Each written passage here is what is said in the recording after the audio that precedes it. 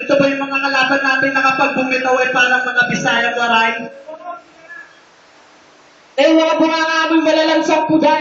Anong malalasang puday? Baka kalansay ng patay. Tignan mo naman para si Dudong at si Bay. Oo, sakto.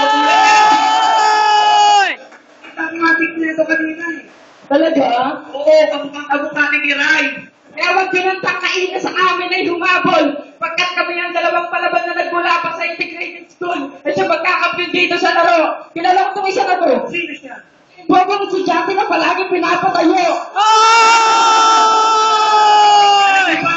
Pagdating ang sabing na lagi sila nahuhulangot. Baka sakali sila na may mahulog. Sagot. Kaya sa nanay mo, lagot ka.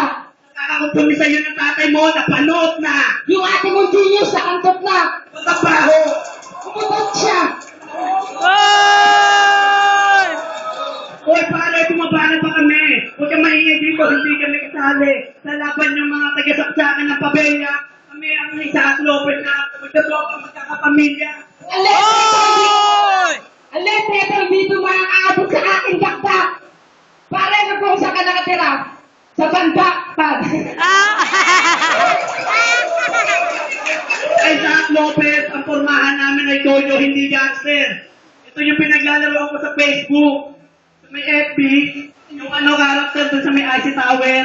Tingnan mo naman itong mga taga-pabelya, walang kwenta, kaya bad trip to, yung gulay nila walang benta.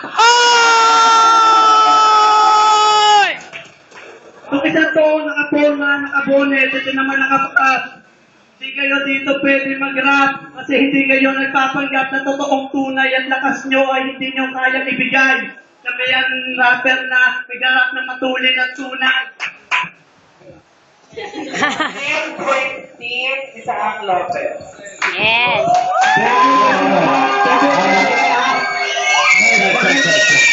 Agad to. Okay. Pakinggan mo natin ang pagpamaya.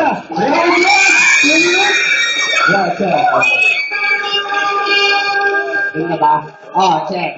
Yo, sa ama, mag-iyay! Bakit sa harapan namin amoy bangkay? Ha?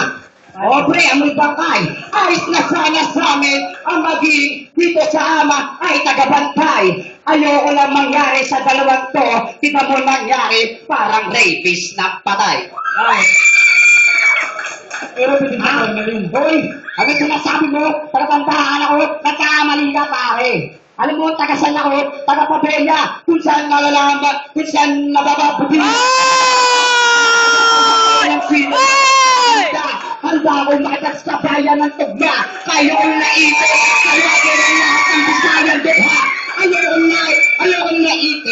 Ayokong naitin at pitasan ng aking kamag-anak. Pare, ang itin mo, ano ba ang iyong binala? Magpaputi, kaya naman pala, araw-araw at gabi, sa labas nagbabasketball, para lang lumangas, at ako'y mahabol, para magkaiba tayo ng utak. Malalim ako, mababaw ka, ang pinagkaiba natin, maliit ako, malaki ka. Ano sabi yan? Beauty sa loob, tikas pabaya? Ano, pakiulit nga, pre. Ano sabi niyan? Beauty sa loob, tikas pabaya? Pare, di kasi pabaya. Kasi halata namang napabayaan na magulang na to.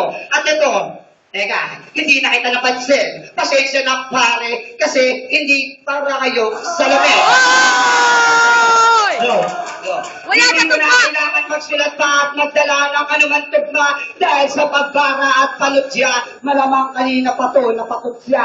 Malamang nadadapa kayo sa akin pag ako nabangga. Sino ba ang pinagmamalaki nyo? Itatawag ko ang inyong bangka.